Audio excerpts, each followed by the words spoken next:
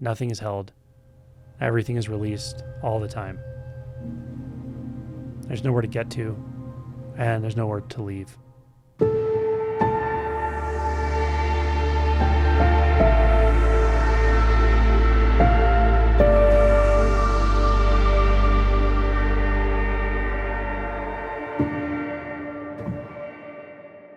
Two kinds of familiarity I want to talk about.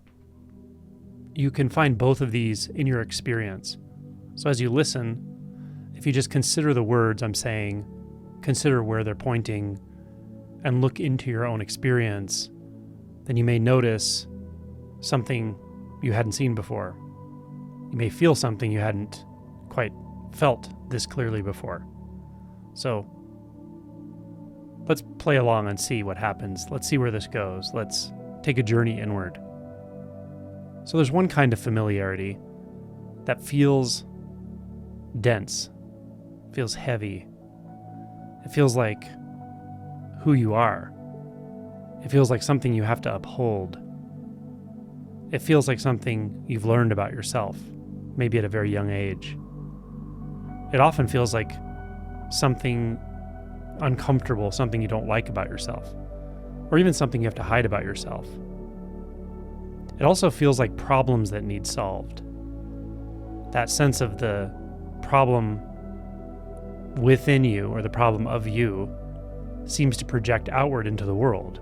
So the world also is full of problems that need solutions.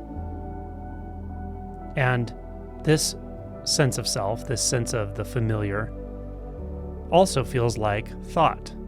It feels like memories. It feels like ideas, concepts, fears.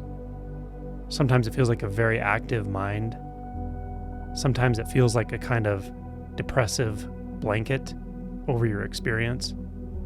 But it has this way of always pulling attention back into this loop of me and mine, me and my problems, and the potential solutions. And it is familiar because it's pretty common, right? It's pretty ongoing in our mind, but it's very much in our mind. There's another kind of familiarity that doesn't have anything to do with any of that. This is an ancient familiarity. This is familiar in a place, in a way that goes beyond the confines of this lifetime. It has nothing to do with your life as you know it. It has nothing to do with problems or solutions. But it's there, right where you are. It's closer, actually, than all of that heavy, self-questioning, self-aware thought mass that I was describing before. It's even closer than that, but it's not weighed down by that. It's not weighed down by anything. It's there whether the thoughts are there or not. It's there whether there's doubt, fear, happiness.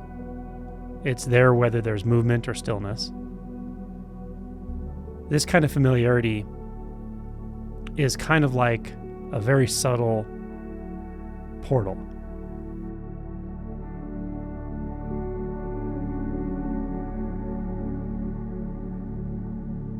It's a portal deeper into this moment. It's a portal out of that very uncomfortable but familiar inner world that we call the thought mass, the collection of memories and fears and plans and feeling that we have to manage life all the time. This deep, present clarity that I'm talking about, it's just not touched by that. It's not touched by the pain of being alive, the pain of being in this life, the pain of confusion, the pain of frustration, the pain of not knowing. It's not touched by any of that. It's totally free all the time. It's free right now. To the degree that you are aware of it, because the awareness itself, which isn't limited by anything you know about yourself, is intrinsic to the experience. Awareness is intrinsic to experience. Awareness is intrinsic to the sound you hear right now. Awareness is intrinsic to sensations in your body. Awareness is intrinsic to the movement of consciousness or thought. So there's some pure aware experience permeating all other experience so thoroughly that there's no way to pull them apart.